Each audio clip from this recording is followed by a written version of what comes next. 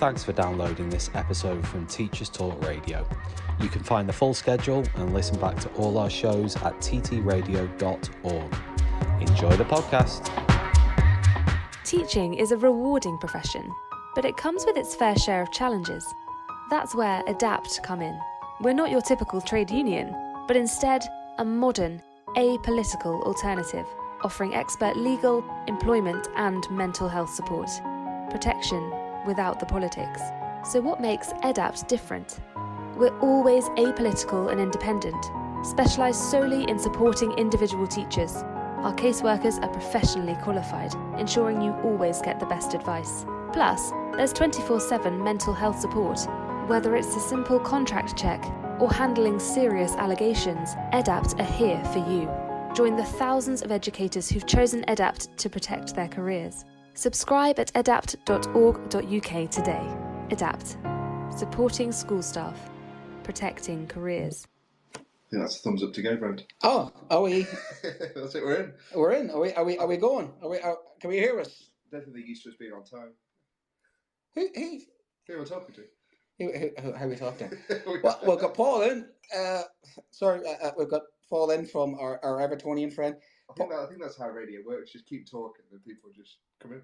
That's a bit like teaching, isn't it? Yeah. I start the lesson irrelevant if anyone's going to listen. Our kids come in late for my lessons now, which happens a lot more recently. Like, would you like to come in? I'm halfway through. You know what I mean? Yeah. Please, whenever you're in. Whatever, please. But would you like me to repeat what I just said? You know. So it is getting a bit like that. Well, they've got to carry the 10 litres of water behind them. 10 litres of water. Yeah, the water boy. I mean, God bless the year 7s. I love the year 7s. I mean, Paul would agree with us in primary school. But why do the smallest children have the biggest school bags? Yeah, I don't know. Why? It's one of the unknown factors I've never figured out. Now, as a kid growing up in the Troubles, there was another one of variation of this. The British Army always give the smallest. They have big bags. No. The British Army always give the smallest guy the biggest receiver radio with the tallest aerial. I never forget. You always see these guys, and I'm 5'6" and about 12.5 stone. So I'm rugby player winger type build.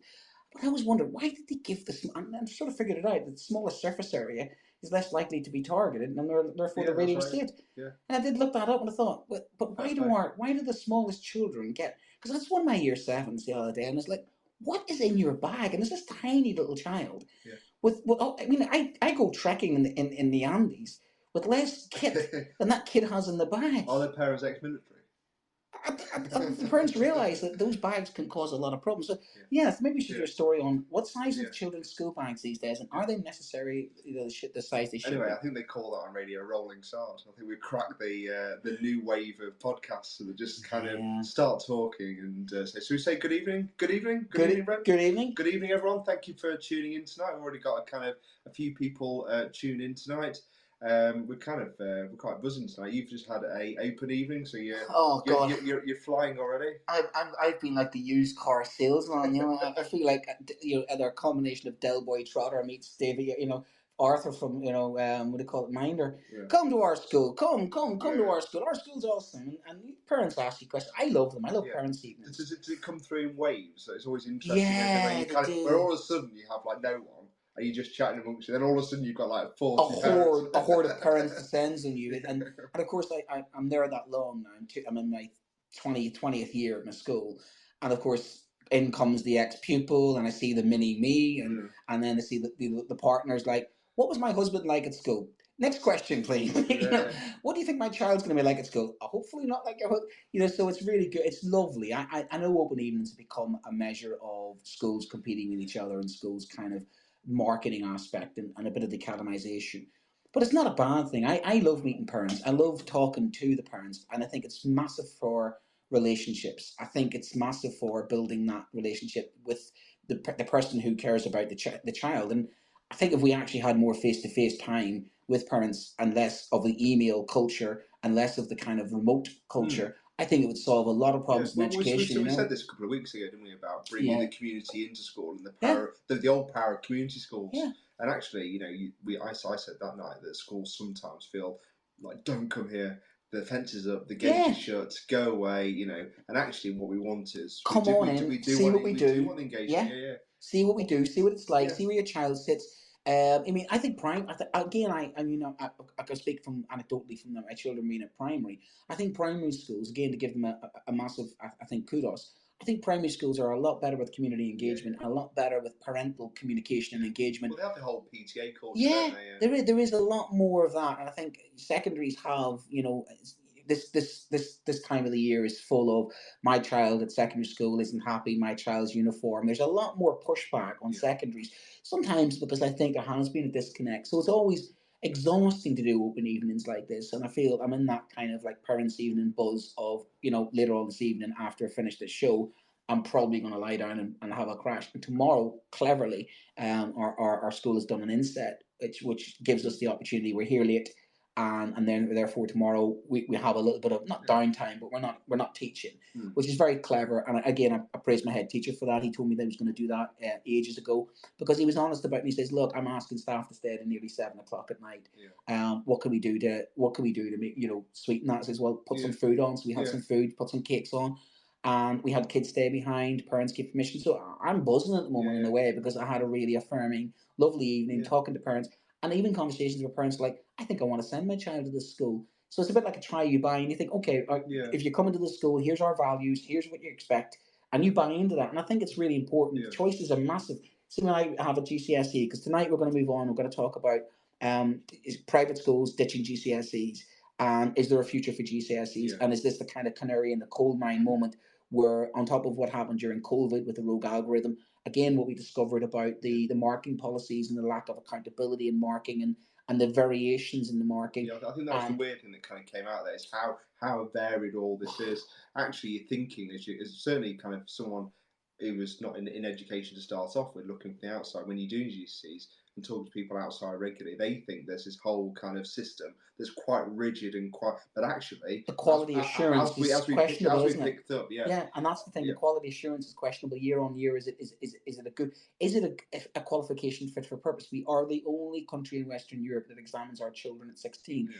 That is a legacy issue, because of course at 16 we used to send children into further employment training, or we used to send them into higher education. There used to be that direct, I go into a job, and I mean, some of my friends left school just before they were 16, didn't bother finishing half the GCSEs, went and worked in the docks. Yeah. They had, went to work for their uncle's business. Yeah. Whereas, straight away I'm going into higher education, further education, and need my GCSEs. So in my generation, there was that straight away going, I'm done with school at 16, and they went out and started earning money. Yeah. And I had friends of mine who were driving a car at 17 and were laughing at me going, well, you're in debt. You're going to go to university, and I went the university route. Never did my driving license, driving test until my late 20s, early 30s, because friends of mine they'd gone that route of life where they'd gone straight into a job, and they pretty much had done with education. Now we're keeping kids. I will say to listeners that Brent very rarely has a wing mirror on his car. Nothing wrong. Nothing wrong with it. Wing mirrors are optional, aren't they? I mean, really, I use the force to sense what's going on around me. You don't need like sensors. You wait to the clank. And I can sense other cars around me. It's part of my Jedi training, No, I actually, when I was listening from the insurance companies, I am a careful driver. No points. This car is in one piece, actually. Well, I mean, it's electric, so it's secretly got a kit in there. He goes, "What are you doing there, Michael?" And it seems confused and keeps calling me Michael, and I wish I was David Hasselhoff. You want to be ahead of the Rishi Sunak curve with the electric. I won't go down that route. I'm going to try and poke you on a few things now. Not that kind of show. You keep. I'm sticking away from you. Right, so we're going to go on to that. So if anyone's got any thoughts on the private schools ditching GCSEs, please let us know through the Twitter space, or if you want to put your hand up, please stop us and we'll kind of join in. I just want to kind of cover this quickly, because this was something I wasn't expecting. With the strikes that seemed to finish kind of last year before we broke up. The NEU, I should say, seemed to kind of showing your age there. We're very happy with kind of what they'd sorted out. I've disputed that with you, but this is the NASUWT's kind of line this week. This rule to work thing. So I just want to pick your brains, because I know you are a rule to work. Sorry, work to work. Rules to work. Rules for work. Work to rule. Let's try that way around. Rule to work. Go on. Let's try that Industrial action beginning today, so that was earlier on in the week. I just want your kind of thoughts on this kind of concept, what you think about this off the back of the union negotiation earlier on in the year, and do you think this is a positive step forward, a negative step forward? Do you think they're just making a kind of fundamental mistake? And kind of how's it kind of sitting in a staff room, at the minutes at schools? What do you think, Brent?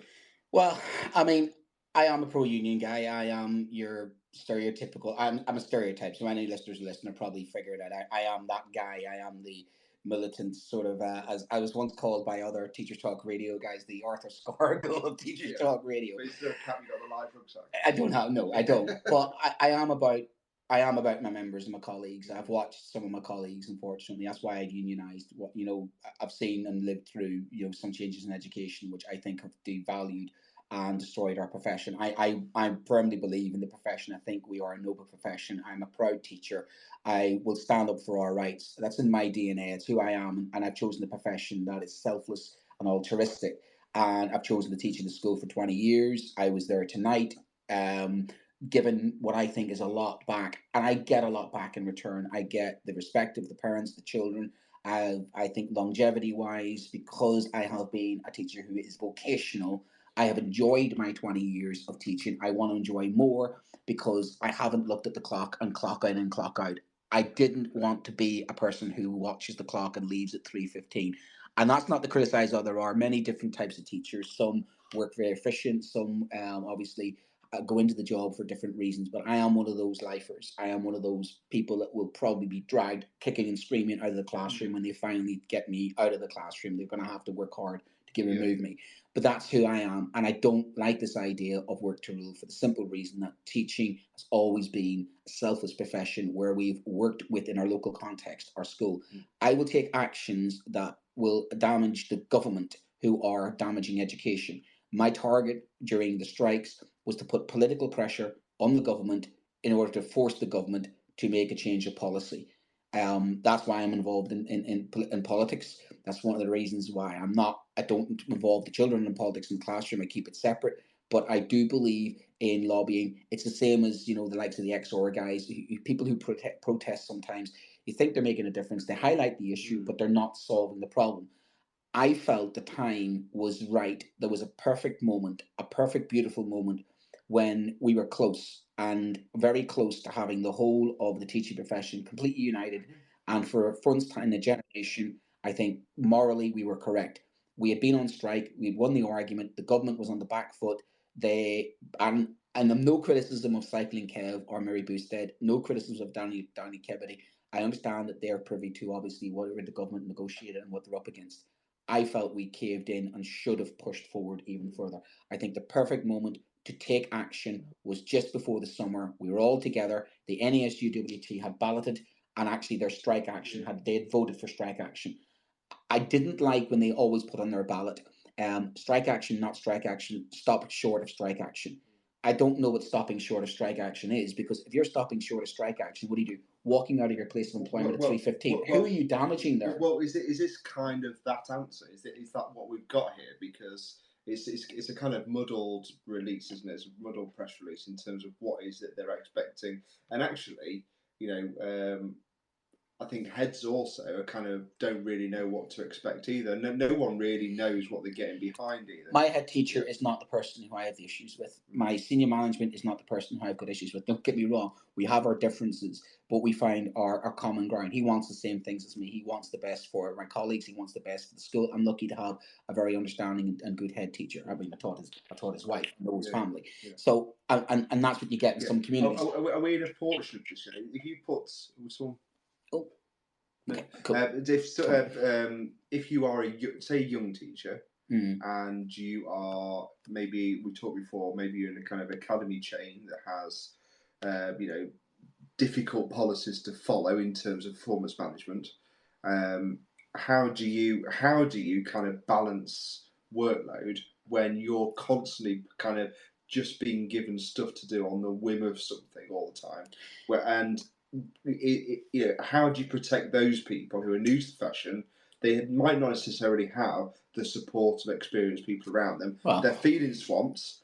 They're then looking at this thinking, well, actually, this is what I need. I need somebody, the union, to actually say, it's okay for you to stop work at 4:30 and go home. Is that what they're after from their union? I mean, well, you do need at a local level to ensure that your union. This is why you have union reps are but a important. lot of schools don't have them now, do they? They don't, but there's three things you can do. Number one, obviously, we've got a sponsor here who's called EdAdapt, and if you don't want to be part of a union, EdAdapt is a way around that. It's a support system that is basically case by case. So I'll take you through them. Yeah. I'll take you through obviously the union situation, and I'll answer your question. Yeah. So EdAdapt is pronounced EdAdapt, not EAdapt, which we get ourselves into trouble with that.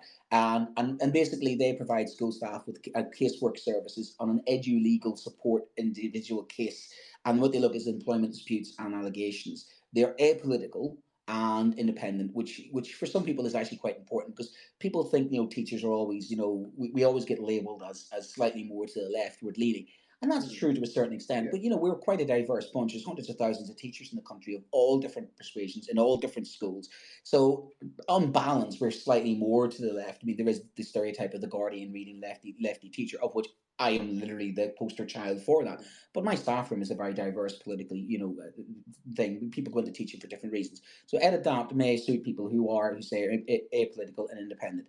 Their team, they say, supports the subscribers because they're a subscription service individually with integrity, consistent, and confidentiality. And they say they're a bit like a union, but they're different. And the difference is of course, they are apolitical and they are non-aligned and they're independent. They give advice on allegations, disciplinaries, grievances, suspensions, employment contracts, pay and working conditions, sick pay leave, maternity, paternity leave, and more. And there are so many issues. All of those, as a union rep, I've had to fight.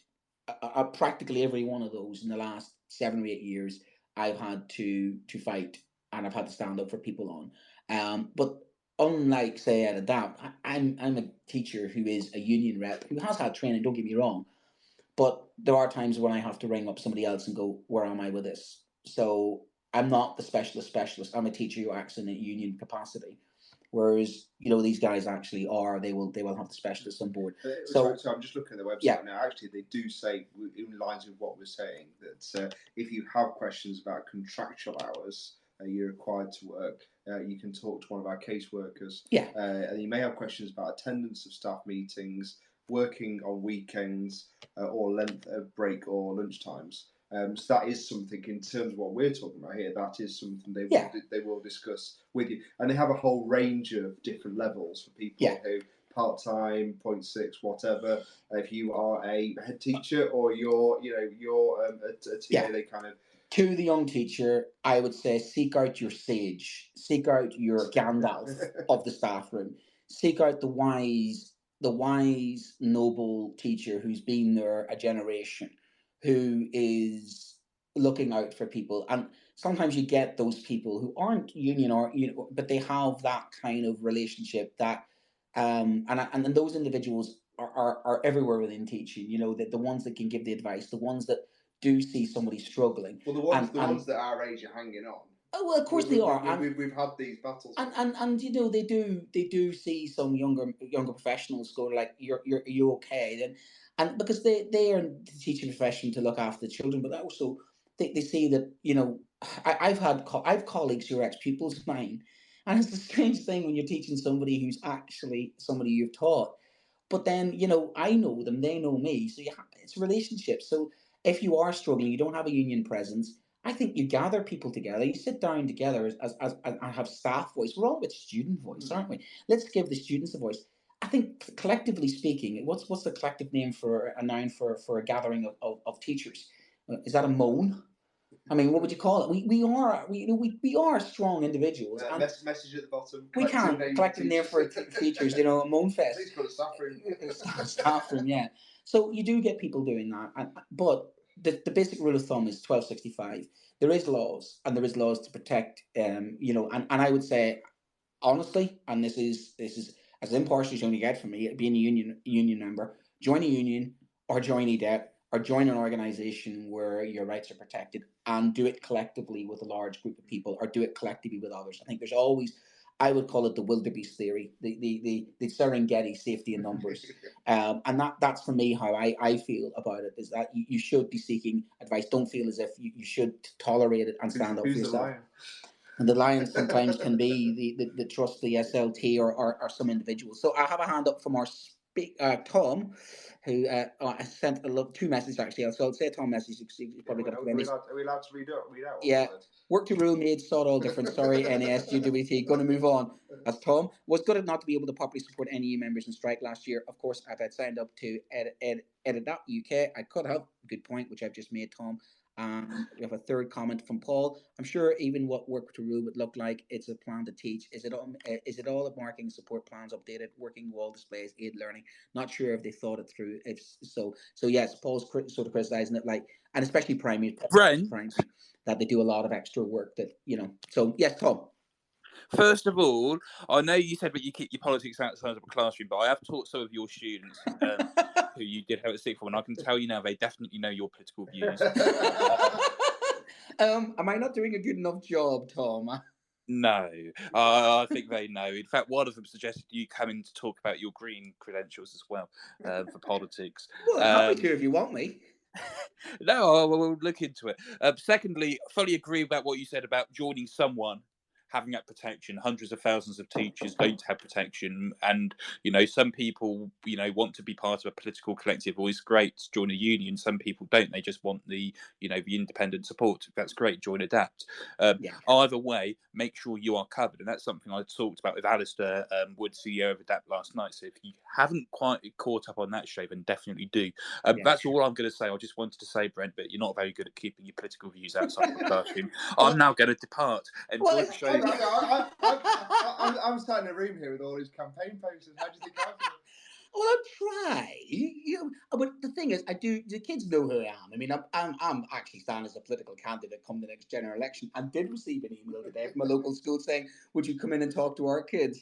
And I will admit that I did go down to a local sixth form college and barnstorm and destroy. Who was it I destroyed? Who was that?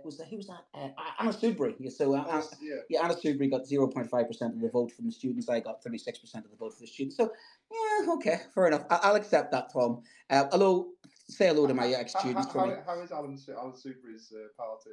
The irony is, actually, now she's not in government, I do follow her, and as an ex-lawyer, she's turned the other way. I've actually got, I'm not going to say like her, but she does speak some sense, an intelligent individual. Yeah. And I again, think that's always the case with the Conservatives. Well, they seem when they get into power, they get hamstrung, don't they? Not necessarily, but I just don't think the moderate side of that party gets a chance to speak. No, a lot of the time, and there are some really good, local Conservative MPs that don't ever get. So to summarise, work to rule. I think it's as effective as a chocolate fire guard. I don't think it is what we needed at the time. But tasty. Well. Everybody needs to negotiate within a local context what is appropriate for their school. Yeah. I spoke to one of our union reps in our school saying it's not appropriate for our school. We don't have that relationship with our SLT. We don't have that relationship with our school, and we're perfectly happy here. We don't get taken advantage of, and I think it's on a case-by-case individual basis. I think it does depend on whether you believe that your school or your trust or your organisation or your head teacher or your SLT are pushing too far, but the rule of thumb has to always be is to total up the total amount of hours and make sure that's under 1265, and that's the national agreement. So if you believe you're being pushed beyond 1265, that's it. You've got them, and I regularly have people come to me and say, just very quickly, does anyone doesn't know what that is? Can you just explain that? Yeah, 1265 is basically the amount of contact hours that you have, and that should include every parent's evening. My open evening tonight, the after school sessions, your bus duties, for instance. So it's any contact time that you have. Now, when you do school trips, for instance, and you voluntarily go to school trips, that's not a 1265. So if you do extra stuff that you say is not in 1265, that's in your own times. And that's where your school trips can be a bit of a tricky one where you're asked. And again, that's where some schools struggle to get people to go on school trips if they're not on term time. But that's up to voluntary people. And that again comes back to individuals who say, well, I don't mind giving up my time. If you want to do an after school session and it's not mandatory, that would not be part of your 1265. So I do that, but that's on me. And equally, there's no requirement. My school doesn't say to me, we want you to run an after-school history session. We want you to come in over half term.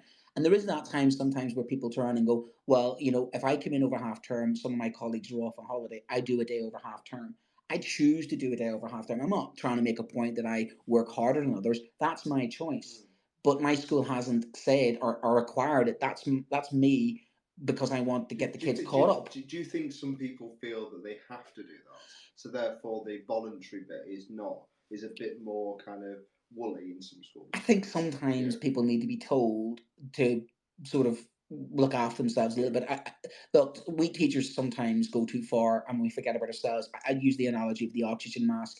I think we are so selfless, so driven towards trying to do what we do, and so giving of our time. We're altruistic in nature, many of us, and unfortunately that altruism gets taken advantage of, and maybe unscrupulous individuals in charge can sometimes see that. As a deputy head teacher, they used to say to me, he says, you want something done, put it in the hands of somebody busy. And I once said to him, says, there's a few people over there not so busy. Any chance why you come to me? And he was honest, he said, oh, I'll come to you. And I was a young, keen, enthusiastic teacher then. And I would have done anything to prove myself. And I think there's a little bit of that. There's a little bit of, you do get that from some younger professionals who want to get their their place and to find their place and sort of prove their point. And I have seen some patterns of behavior from SLTs and trusts which I don't like, which is things like associate SLT member or SLT member volunteer, and you think they're getting in. There's some people now doing jobs that yes, yeah, but they're not being paid for it, and it's a little bit of getting a staff member on the cheap and bypass it. And I think as recruitment is a problem and staffing is a problem, I think some schools are getting creative by saying we would like you to do it, and maybe you're rightly saying they're putting some pressure, moral pressure on, and saying, would you do that for us? And I think sometimes we just need to learn the word no. But also as balance, sometimes they are very good opportunities for people to gain that experience, and they can decide in that realm whether it is something they do want to go into later on. So it can work both ways. So we do want to keep. It can be something on the CV. Again, as you said, if it's in the right hands and it's done for the right reasons, it's all good, isn't it? But I see. Sure that balances. I see on the forums. I see on the union forums some horror stories of, is this okay? And somebody's looking for advice on one of the union forums, and straight away within 5 minutes it's like, you what? No way! You are not having that whatsoever. They cannot do that. So there is. I mean, there's 22,000 schools in the country, and not everybody is. I think sometimes not even some SLT. Are aware of what's 12, as you say, what's 1265, how far they can push it. And there is in some schools that kind of culture. I think going to the private schools we're talking about here, the Hogwartsy type of thing, if you're in a private school, they're outside this as well, of like, this is how we, and you get that in some schools, this is how we do it here, this is how it is. And I spoke to a friend of mine who's my best friend's wife, and she's just gone into the private sector, and says, well, what's the difference? Well, the kids behave a lot more, but more is expected of me. And says, what do you mean more is expected of me? Well, I'm going in Saturdays. Whoa, what's that? And she said, but at the same time, it's a trade-off. I don't get the kids throwing chairs at me, but now I'm expected to do more evenings and more stuff, and it's, but she's chosen that. And they also have longer summer breaks. They do, so it's give and take. It's in the swings and roundabouts, but you go into that knowing that. I mean, I know when I went to my school I'm currently in that it was more vocationally, but I chose to be there because of the ethos and the culture. So I think sometimes the more you put in, the more you get back out. But you got to be careful of not being taken advantage of. And if you think you are, as Tom's point was, you talk to your union rep, you talk to EDAPT, and you talk to your colleagues and say, as a collective, I think we're being taken advantage of here. So just to summarise, we think bad idea. Work to rules just won't make a difference. Tom's absolutely right. I don't think it's going to make a button of difference. I mean, look how much traction it's generated in the media. I didn't know anything about it until it was mentioned in one of our meetings. Teaching is a rewarding profession, but it comes with its fair share of challenges. That's where ADAPT come in. We're not your typical trade union, but instead a modern, apolitical alternative, offering expert legal, employment and mental health support. Protection without the politics. So what makes ADAPT different? We're always apolitical and independent, specialised solely in supporting individual teachers. Our caseworkers are professionally qualified, ensuring you always get the best advice. Plus, there's 24/7 mental health support, Whether it's a simple contract check or handling serious allegations, EDAPT are here for you. Join the thousands of educators who've chosen EDAPT to protect their careers. Subscribe at edapt.org.uk today. EDAPT, supporting school staff, protecting careers. And that's not me. I'm not being critical of a union because I'm being critical of a union. I'm a pro-union person. I think the wrong time, wrong idea, and unfortunately, it won't make a difference. And if anything, I think the danger is of things like this. It makes us look bad as teachers. I think it is the potential to sort of make us sort of like the bad guys. And I know that the powers that be are, that narrative out there of the 6 weeks holidays and the easy cushy number and your big your big pensions and teaching's easy. I think we have to be careful of something like work to rule falling into a kind of trap that is there that we could easily fall into. So that's work to rule. You happy with that? Oh, ecstatic. Yeah. I think that's the name of a good film, My Big Fat Pension. What's left of it? What's left of it? I do want to do a show on pensions, actually. Okay, I would really love to do a show on, because I know it's not the most exciting thing, but as a lot of the frequently asked questions, we were talking about this, whether sometime we actually turn the show a little bit into a Q&A if people have got some questions like that about things, and maybe getting some experts like pension it, because that's one of the most frequently asked questions I get is, what is this pension on this scheme or that scheme? Have you checked? And there's a lot of teachers out there haven't checked. And they just assume their pension's going into a pot and they don't know about the two systems. So that's something we'll do later on. Cool. So we're blasting out then on this main story tonight then of private schools and GCSEs. Yeah, I mean, well, actually, there's one more. Oh, well, yeah. We did mention I like this. I'm going to mention this because I think this is as two fathers. I think this is really, I think this is nice, and I think this is something, again, anecdotally, I kind of feel and think to myself, well, yeah, okay. And they say, attainment, father's engagement boosts children's education, a study finds. I love these studies. I really love, fair play anybody out there who goes and finds evidence in studies. And I suppose that's the thing about my profession, which is really, really good, is we are, a lot of evidence-based, and we do love, these studies that do then say, well, actually, this works and this doesn't work. They say fathers who actively engage in reading, playing, singing, and drawing with children experience a small but significant increase in education attainment at primary school, according to studies. So I'll be interested to see some of our primary colleagues here, people like Paul, for instance, who's the primary sector, whether he thinks this is, in his setting, actually true. The study recommends that fathers spend at least 10 minutes a day engaging in education activities with their children. It also suggests that schools and early years education providers should develop strategies to engage fathers. The study, based on a sample of almost 5,000 households, found that fathers' involvement had a positive effect. There's your hattie, isn't it? Mm-hmm. Positive effect on on children's attainment, regardless, and this is interesting, regardless of gender, ethnicity, age, or household income. So it doesn't matter the background, doesn't matter, wealthy, poor, it doesn't matter the other demographic.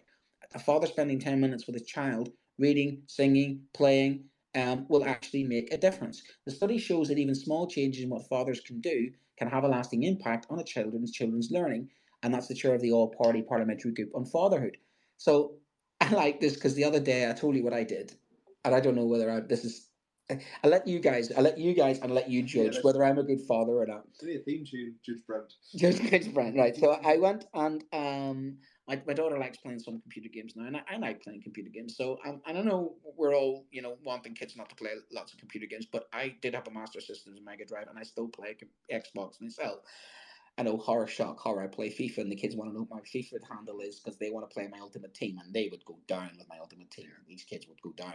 So I do like the game, and I think gaming is fun, and I do think there's a lot of positives gaming in moderation.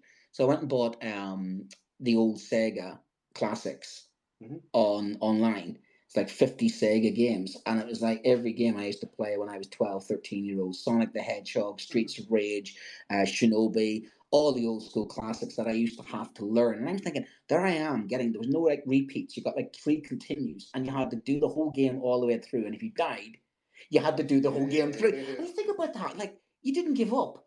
You would know when each individual enemy was coming and what moved. And the funny thing is, I haven't played some of these games in nearly 30 years.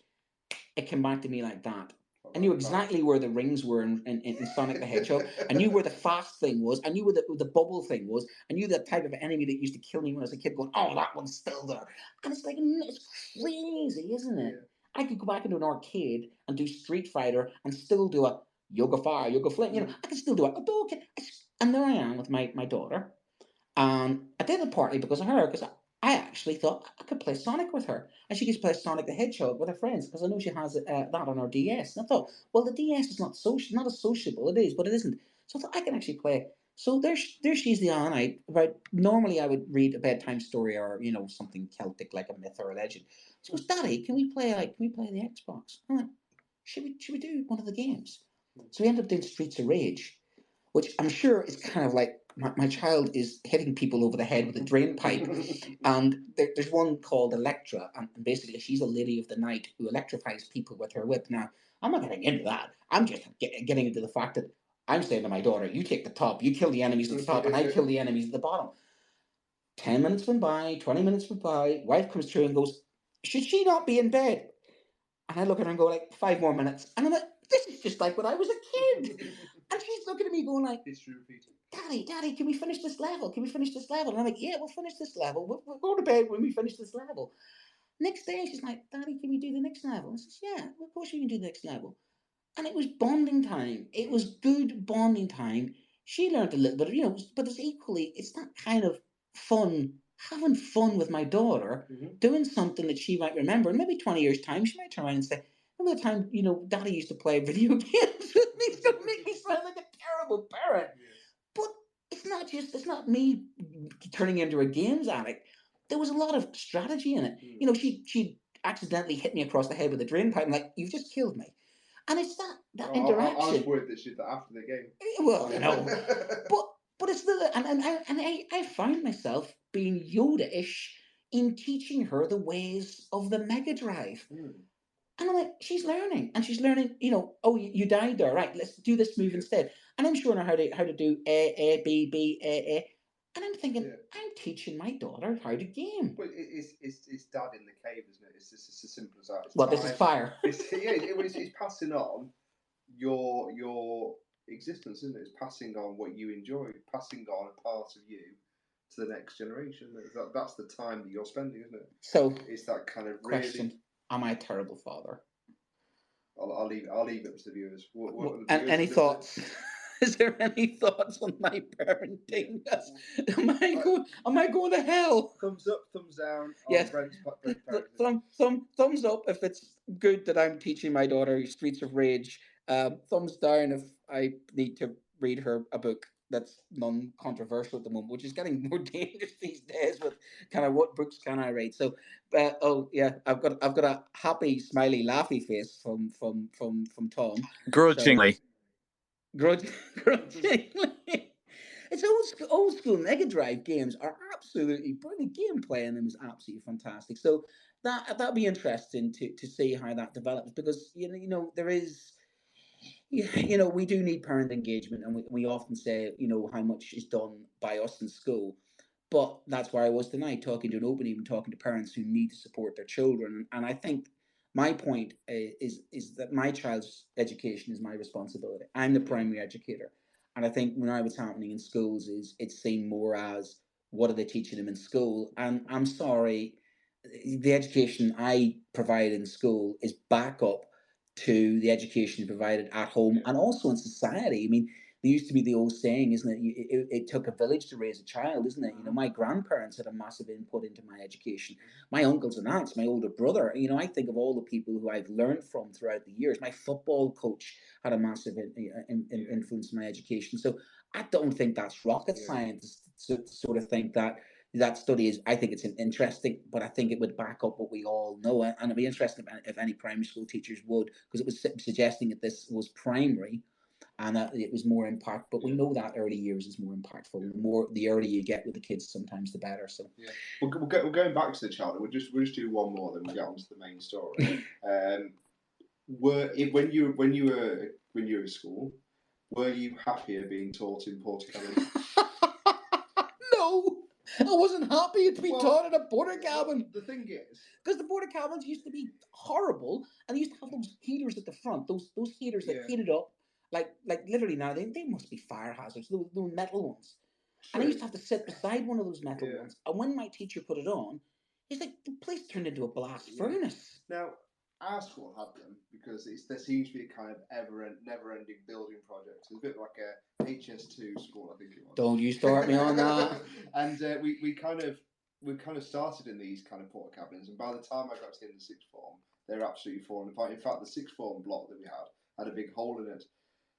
I'm somebody that runs hot all the time. So at school, in an old building, I was always red hot. So I was always relieved to go to the porta cabin because it was ice cold, and it was a chance to kind of cool down in the day. So you like the coldness of the porta cabins, Yeah, whereas mine, the heating was on even in July. It's Ireland after all. We had A-level sociology, and we had a porta cabin that was the other side of the schoolyard, and that was so old. The fun that we had was that every so often birds would come in and join us in the class. They'd actually just fly in, sit there for a bit, and just fly out. They just disappear. And we're always worried that one day we're just going to get absolutely covered, In bird poo? Yeah, in bird poo, like a flyby. But they never did. Did you know what? They just seemed to sit there. What was it? Pigeons? Was it gulls? Did you have some rare birds? You know what I mean? No, they weren't kind of. It was just a pigeon. I think it was kind of a basic kind of. But they just fly in for a bit and then disappear. But what I remember thinking was, yes, porta cabin, chance to kind of cool down because the rest of the school was kind of an old Victorian building, and in the winter all the pipes would kind of kick in, and I'd just be running hot all the time thinking I just wanted, because we had to wear the blazer, and then we had to wear the shirt. Do you remember the porta blazers cabins? at the time were big, woolly, thick things. Okay, porta cabins. You're outside, queuing up outside, no cover. Yeah. Next, you have to step into a porta cabin, which in itself, those old metal ways of getting. How many times did I see somebody fall and you know what, getting in and out of a porta cabin? The thing was propped up on blocks, which also meant some of us. I remember we used to run and crawl underneath the porta cabins to hide. Yeah. Or throw each other's bags under it. Or the roof. Yeah. So, educate secretary. Yes. I mean, where are we? Yes, I want the porta cabin. Britain's about to be overtaken in education attainment by Estonia, and we have an education minister who's saying, "Oh, porta cabins are fine and kids love them." What universe are we in? Yeah, but obviously kids like anything that's different, don't they? I mean that was the point. It was exciting walking to the end of school. Oh, we're in the porta cabin today. Yeah, you're outdoors. It's a little bit more exciting than just we're in that English class. Yeah, there was kind of. So you're saying porta cabins because they're different and kids like variety. What I'm saying is, don't ask kids what they really like, because in terms of feedback, in terms of strategic value of education, because you're kind of going to get the wrong picture. I like porta cabins because it cooled me down, but the fact that probably it was terrible from education. I mean, didn't factor in at age 13. How many times now? And I'm not getting into a education minister rant. How many times has somebody had to go, this is what she means about what she said? Yeah, we're getting into that dangerous territory now of what she's trying to say is, now I'm sorry, but if you're a government minister and people are having to interpret you, especially if you work in education, it's not very clear, is it? If you're saying, oh, it's porta cabins, we can cope with them for a while. You know, a lot of us went to school when there were porta cabins. We'll sort it out. And, you know, the kids won't be negatively affected by being educated in porta cabins, and it will only be a temporary measure. That's pretty much straightforward. But saying that kids love porta cabins, I mean, based on she went to one school and the kids said they like being in porta cabins. I'm sorry, is that a scientific thing? She has got some empirical study that children prefer being taught in porta cabins. Because if she doesn't, she probably shouldn't be saying that based upon one experience of a couple of kids. I mean, clearly as an adult now looking back, and would I want my child to? Absolutely not. I mean, I was telling you a story of a guy that we had a. What do you think of my open evening? I'm showing parents around going like, "Hey, look, we've got these latest porta cabins. Kids love them." The parents would be going, "What?" Yeah, I mean, I remember this one lad. Because we're on the kind of belt of a lot of farms. One lad who was a farmer's son, and you know, he was a little bit different, so we say, to the rest of us in the school. Oh, that's right. He lost it. He lost it in his geography class. We had a geography class in this, and he picked up this chair. And I remember thinking, we're all done for here. He's going to go through us all. And the teacher managed to calm him down by saying, Davey, put the chair down. And he just turned around and he pushed this thing so hard it went through the porta cabin wall. The porta cabin wall, and it stayed there for about 2 weeks, like an art piece, halfway up the wall. That's like one of those old pubs with the cars half in and out, isn't it? Yeah, but you could see, as you walk past, you could see the legs sticking out the outside onto the field. Robust building. Oh my gosh, no. I mean, no. We shouldn't be having children educated. We're being satirical, I think. Well, we are, but the sixth wealthiest country in the world shouldn't be saying porta cabins are acceptable in 2023. Fix the job. Fix the job. However, it was worrying that one of the schools who had got the whole rack refit and done the thing, it turned out to be like about 1.25 million, was it, for that one school? Yeah. So the bill is going to be big. Well, as the the pocket's got to be deep to sort it out. So before we switch into GCSEs, we'll just mention our sponsor. EdAdapt is a teaching non-union but the union, and they provide teachers with school staff with casework services and legal support in individual employment disputes and allegations. Which, let's be honest with you, there's a lot more within education, and I've noticed that in even my career, there's just more pushback, isn't there? So they're an apolitical and independent organisation. They do through subscriptions, and this team supports their subscribers individually with integrity, consistency, and confidentiality. They say they're a bit like a union, but different, which is fair enough.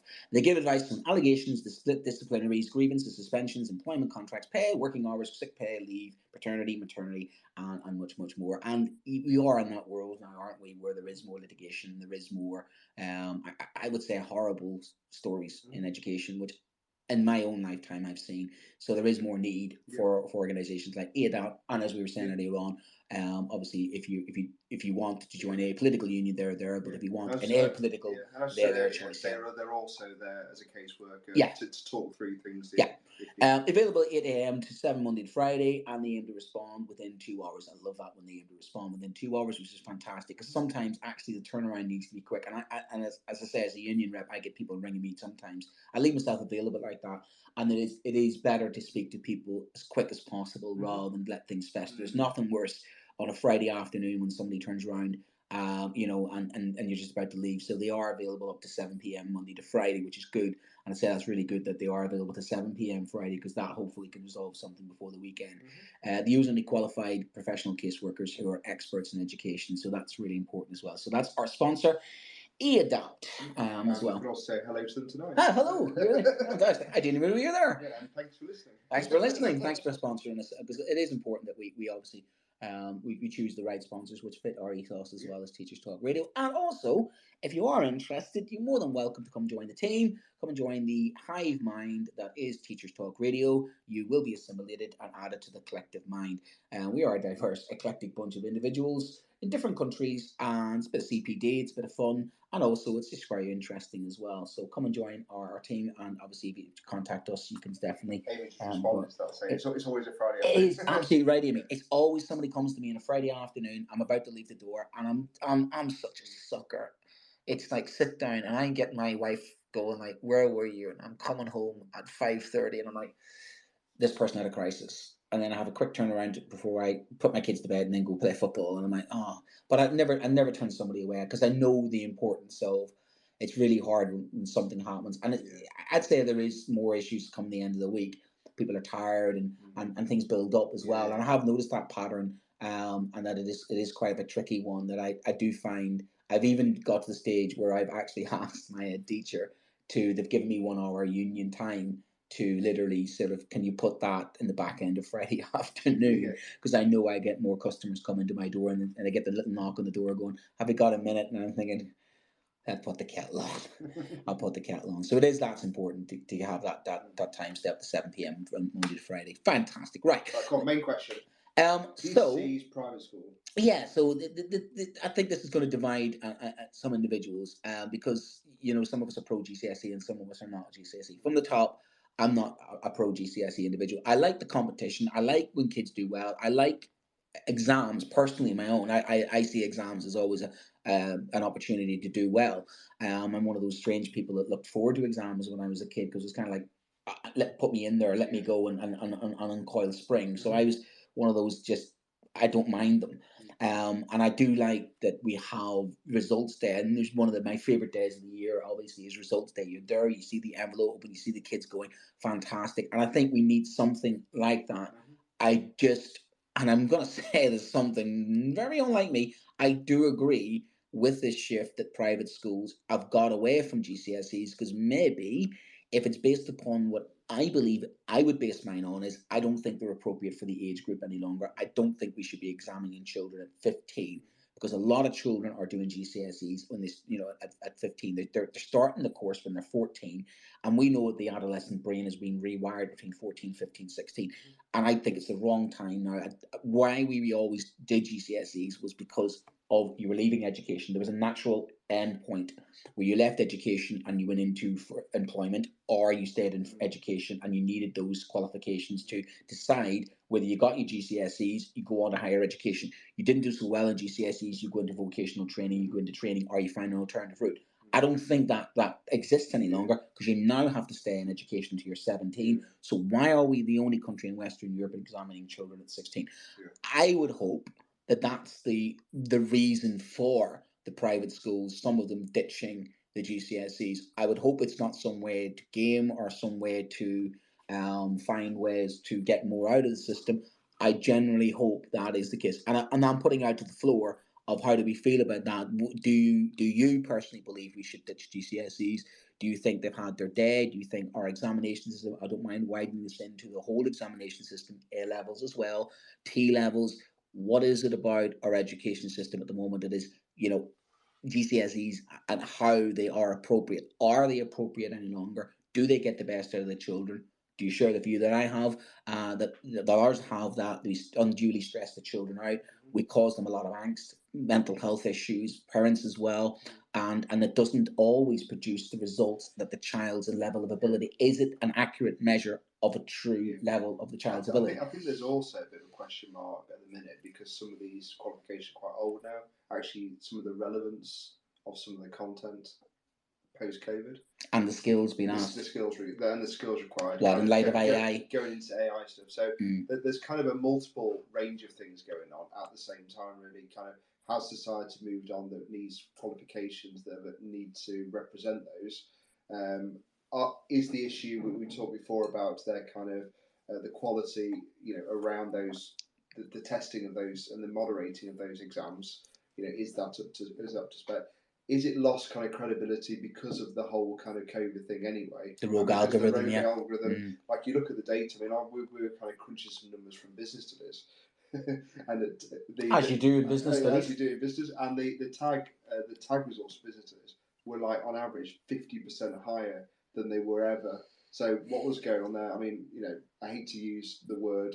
Actually, I'm not going to say it, because maybe some people just got it wrong or didn't understand it. But 50% is massive increase that year. So has it just lost its credibility because people game the system?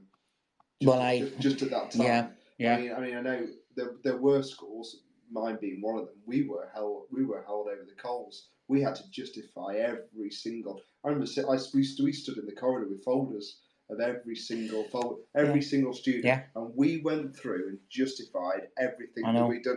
Now, I don't know what other schools did. Maybe they all did it, but 50% is a well. I know my PE colleagues. My PE colleagues put a lot of effort into their moderation.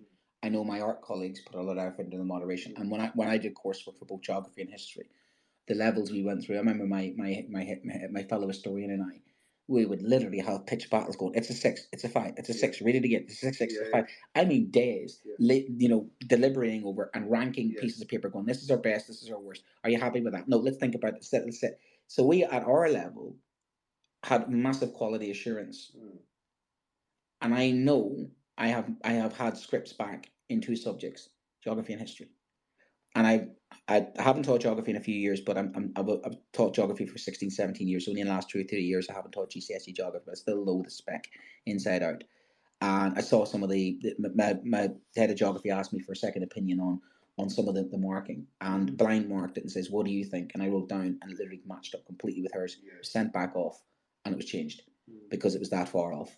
And it was literally, and the reason being, quote unquote, the marking did not match the mark scheme, which means the person employed to mark that paper did not employ the mark scheme provided. And the question my colleague had and I was, that's the ones that we contested because they were so close to the margin. how many more are out? And I'm not having to go at the markers themselves. I'm not having to. I don't want to go down that route. I think there's an endemic situation about GCSEs. Are they fit for purpose? Is the exams themselves fit for purpose? Is it time to have a further conversation about what the purpose behind examining children at 16 is? There is the class issue. There is the fact that GCSEs are showing huge discrepancies between different areas, different regions, different types of schools, different types of kids, and certainly in light of what you're saying, with AI coming in and what we're expecting our children to be doing in the future, are they fit for purpose any longer? And I think there's a definite case building for this. So anybody on the floor with any opinions on this, I'm more than happy to. Tom, you've got some experience. That's what I was about to say. If anybody wants to get involved, you can just click the little icon in the bottom left, the little microphone icon. So if you have an opinion on this, this will be available later on as a podcast as well. So if you've enjoyed listening, then you can share it on with whoever else you might want to or might be relevant to. It'll be available Spotify, Apple Podcasts, all the usual ones. Just follow Teachers Talk Radio. Back to you, Brent. Oh, good. So people can judge you for parenting on and on and on. Oh, yeah. Oh, gosh, no, that's going to be on the... Oh, gosh, I'm forever now cast as a terrible parent. Do you want to have a look at this case today? So yes. This is a school in London. £24,000 a year. Is it Latimer? Latimer Upper School. Yeah. So that's a mid-level sort of private school. I mean, likes of Eton charges 50, 60 grand. So we're talking a pretty expensive school. We'll drop all GCSE apart from English and maths to stretch pupils further. So level 9 isn't good enough, and free up a quarter of teaching time. Now that is very interesting, and Tom HB, he and I both would agree on this, and we're both historians. One of my biggest issues with my curriculum is I have far too much content, far too little teaching time, and that means the quality of what I'm having to deliver is just, I'm trying my best, but I just have too much to cram in. So when stretching inverted commas there, so what is it they're stretching? Well, this is the thing. They from the sounds of it, they want to stretch the pupils further and free up a quarter of teaching time.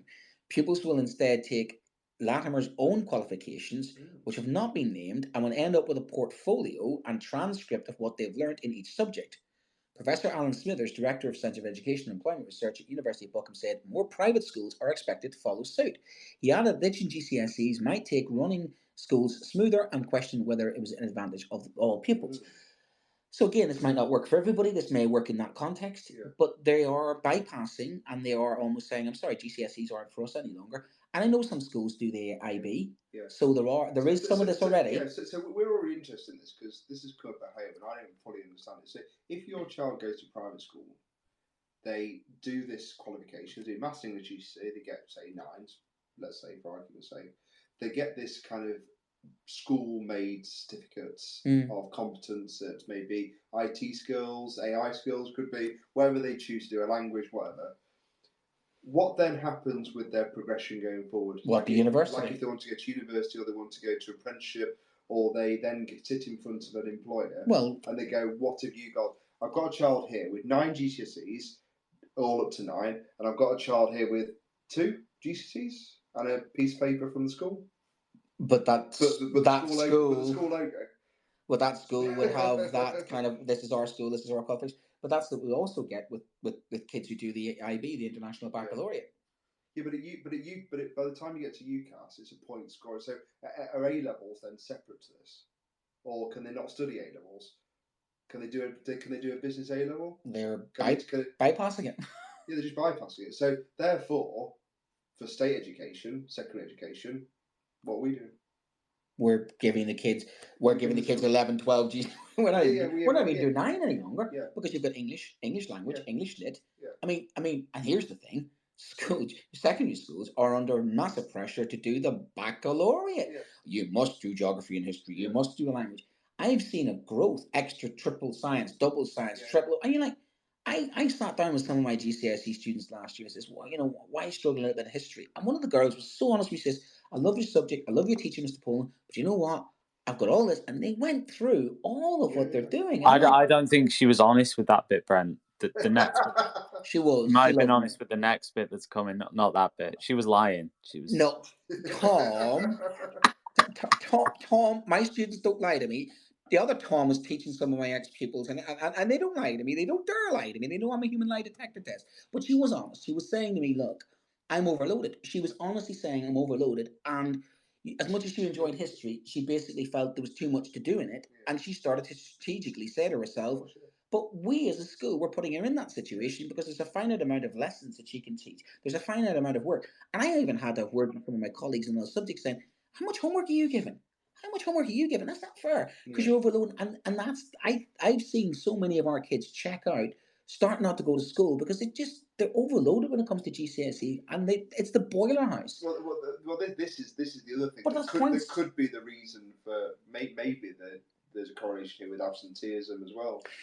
Certainly that story broke this week as well about why, and again there was a massive discussion about that. Why are so many children staying off school? Is it the parents are being attacked for that, saying are parents keeping their children off school? And you're like, well, maybe some parents are keeping the kids off school because they're doing that for their mental health. Yes, right. Maybe some parents don't value, as you say, they don't see the value of these GCSEs. We get that, don't you? You certainly get it from some people who've done very well out of trade jobs.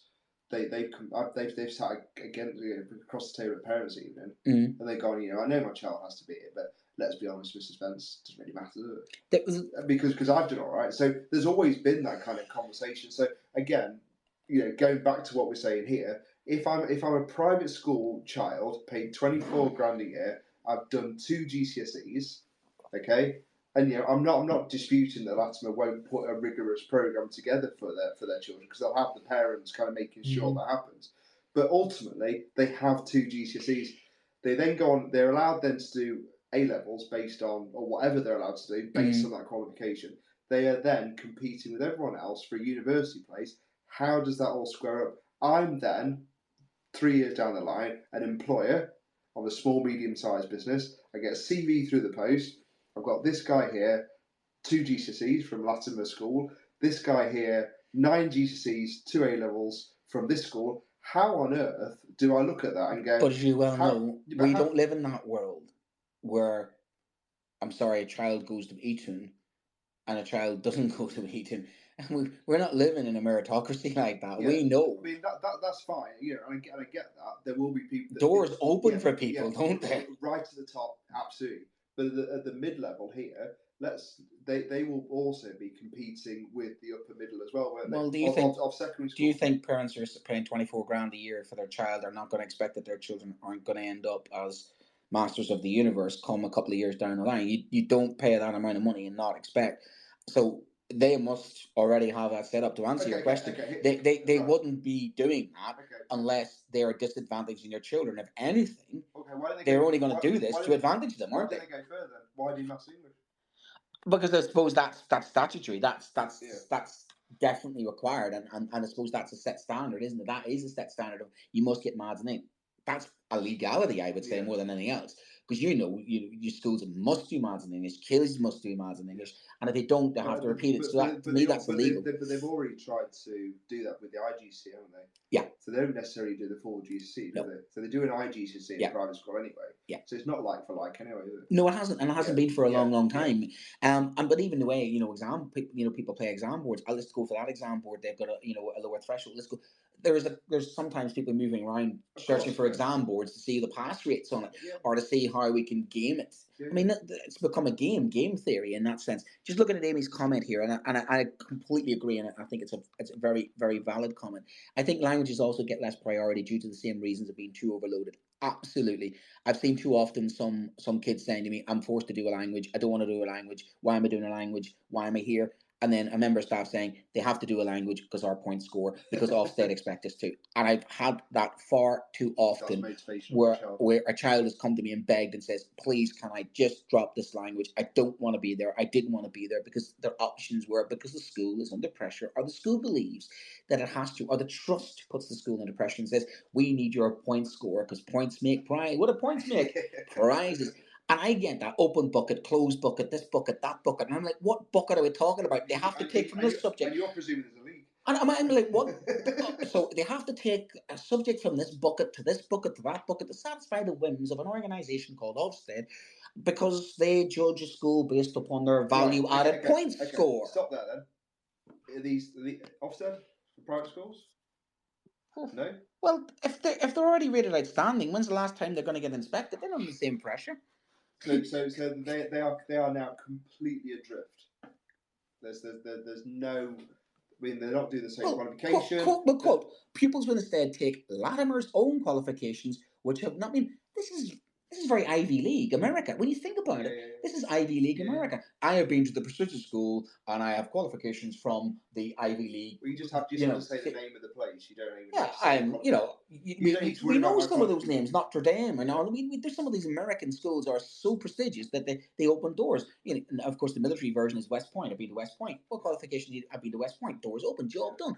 But here they are, saying that they are going to, and this is to their credit, they're going to stretch the pupils further and free up a quarter of teaching time.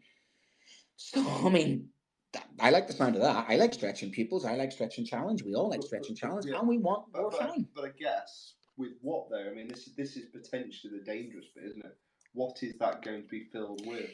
And who's the quality? As you say, where's the quality assurance in that, and how? I mean, the quality assurance, I guess, is just the market, isn't it? That if it doesn't do well, those kids don't pay $24,000 a year. Another version of the story says a leading private school has announced it will drop all GCSEs except English and Maths and instead create its own. It aims to stretch pupils. School plans to teach new qualifications from 2027. So it's going to take a little while, and I think that's where the devil in the detail may come out. The move is expected to reduce stress and anxiety among pupils and better prepare them for A-levels. I mean, I like the sound of that. Reduce stress, tick, and anxiety among pupils and better prepare them for A-levels. That's one of our problems at the moment. Because they're staying anyway, aren't they? Pretty much. Well, yeah. The school's deputy head said that the pandemic played a significant role in empowering the staff to assess the pupils themselves. So this has been driven from their thinking, well, actually, self-assessment. So this has come directly from, why are we using GCSEs when we, as the teachers, are a better arbiter of the kids' actual level of ability? I'll pause there, though, because we've heard before, haven't we? I'll give an example there of a subject that's overinflated grades, clearly, at teacher assessed grades. We also had comments before about primary schools, and when they self-assessed and then they got moderated, they were brought down a lot. So there's a danger here, isn't there, that teachers invested in their child can be. Do you want to hear the irony? Can be a little less subjective. Do you want to hear the irony? Yeah. The irony is, which schools inflated grades the highest? Yes. Private schools inflated grades highest.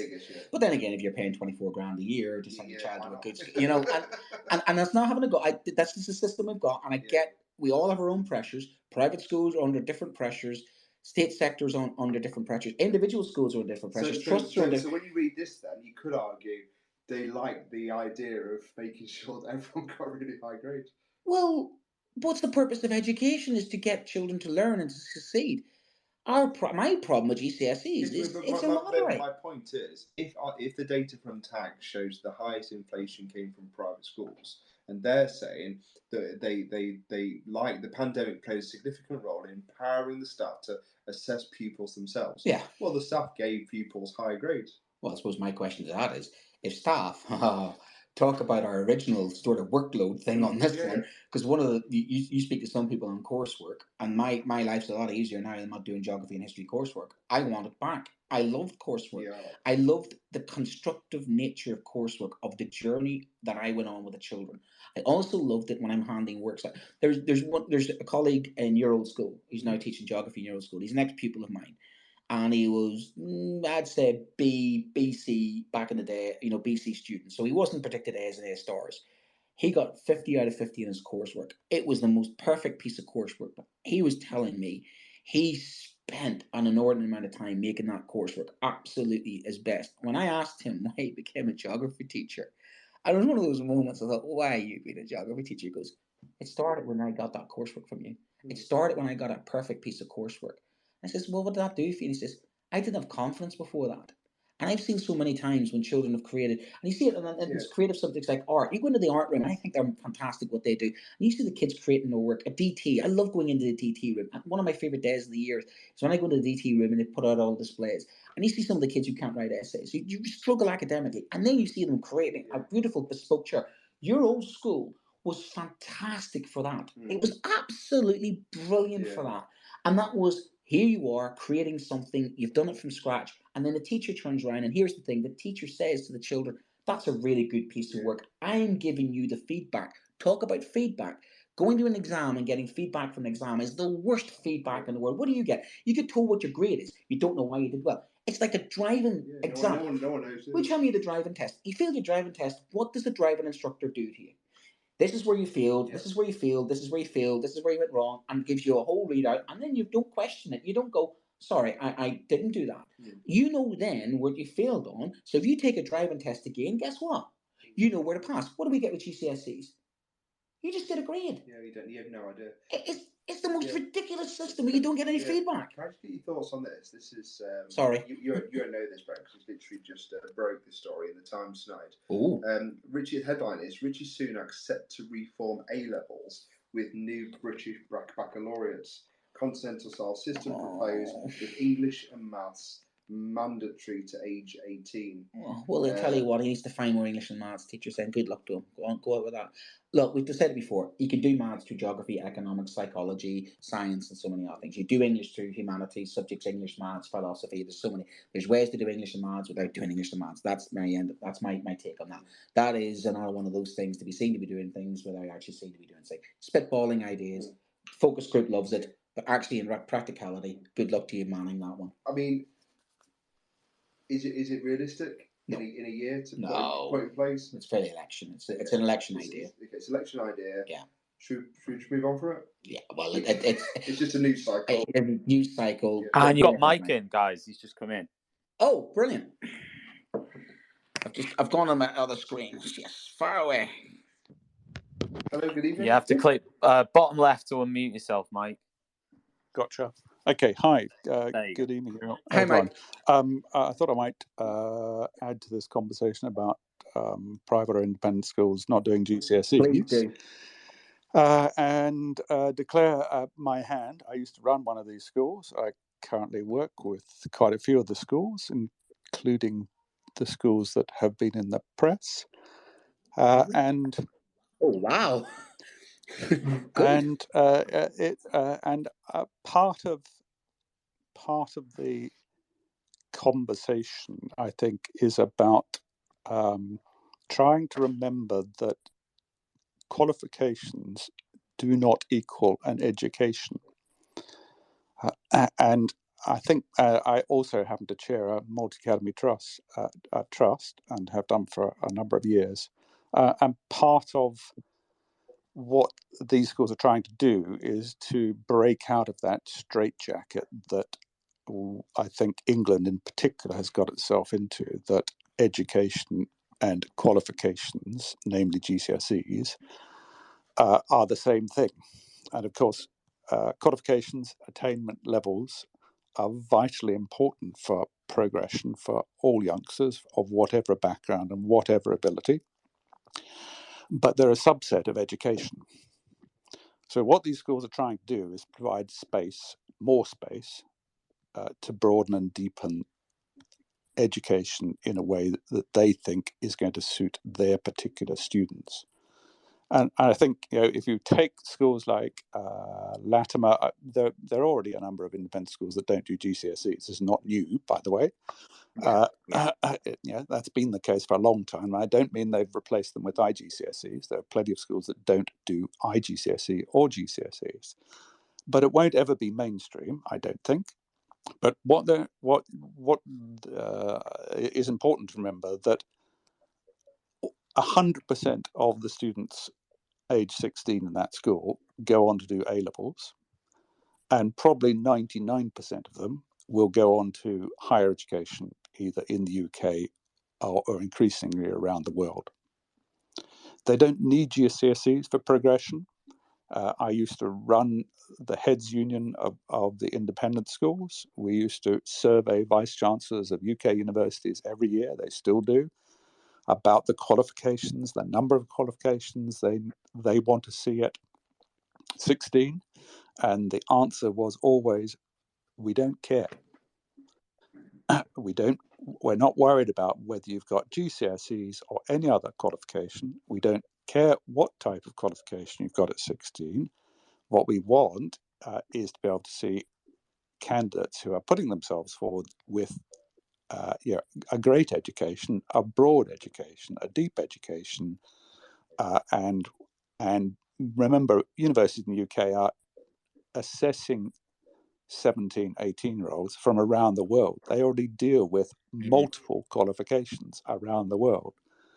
So the kids at Latimer are all going to university. They don't need GCSEs to go to university. They need A-levels, and they will do 3-4 A-levels. They might do a EPQ, extended project qualification as well. And they will be engaged in lots of things beyond what they're studying in the classroom, including social action and voluntary activities and all sorts of stuff. Which so the cultural capital, it's the soft skills, the cultural capital, the voluntary sector. It's developing the whole individual, isn't it? It's that kind of holistic sort of whole education rather than you've got it. Just passing exams. Yeah, you've got and it. that It's the focus on I the think that's very individual noble. and their needs. Yeah. And that's, I mean, I'll be honest with you, that's what I think education is for me. You know, that's what I like to do in my own. It's not just about the exam results. It's about some of the most successful pupils I've taught actually didn't do successful in their exams, but it's about their character. It's their stoicism, their resilience. It's that overall ability to research, to resilience. You know, there's more to it. And I think that's I agree. I think I agree with what they're doing. My problem is why do you think it won't go mainstream? You know, why can't it go mainstream? And do you think some academic trusts, maybe more, academic trusts, maybe smaller academic trusts, do you think they will follow? Do you think this might be a tipping point if some more schools follow the Latimer and that model? Do you think it may push more people to take that risk, or do you think the state sector is always going to be in this situation? The state sector hasn't got a choice. The clue is in the word independent school, and obviously, to a large degree, they can do what they want to do. They're still regulated. They're still inspected. They still have to meet certain standards. But in terms of how they present a curriculum, they can present the curriculum in a way that suits them. I just think in many independent school contexts, it may not suit them to stand out from the crowd because you're trying to attract families and the children of those families to your school. They're either explicitly or implicitly making comparisons with other schools in the vicinity, etc., etc. And standing out from the crowd is quite a brave thing to do. I mean, it's really interesting. I mean, coming back to kind of some of the things you talk about retention in the state sector, I think kind of what you said there sounds fantastic, doesn't it? And we've kind of said that before, that we've been in a context, I've been certainly working in a context where 15 years ago, I was kind of allowed to do a little bit of that within the context of students. There was more freedom. More freedom. Yeah. And I was kind of closed off all the time. Yeah. If GCSEs don't matter to those students getting A-levels, how come there's so much pressure on state teachers to get GCSEs? There'll be a lot of teachers coming back after some of this term. Inquests. And spending the first half term doing analysis after analysis or analysis on GCSE data. What are your thoughts on that? Well, I think it's very much contextual. So, in the context of the MAT that I chair, we couldn't, even if we had the freedom to not do GCSEs, we couldn't possibly do that because the youngsters need them for progression. They absolutely need them for progression because quite a few will go, as you've already discussed, they'll go into level 3 or even level 2 qualifications. They'll go into apprenticeships. They might go directly into employment.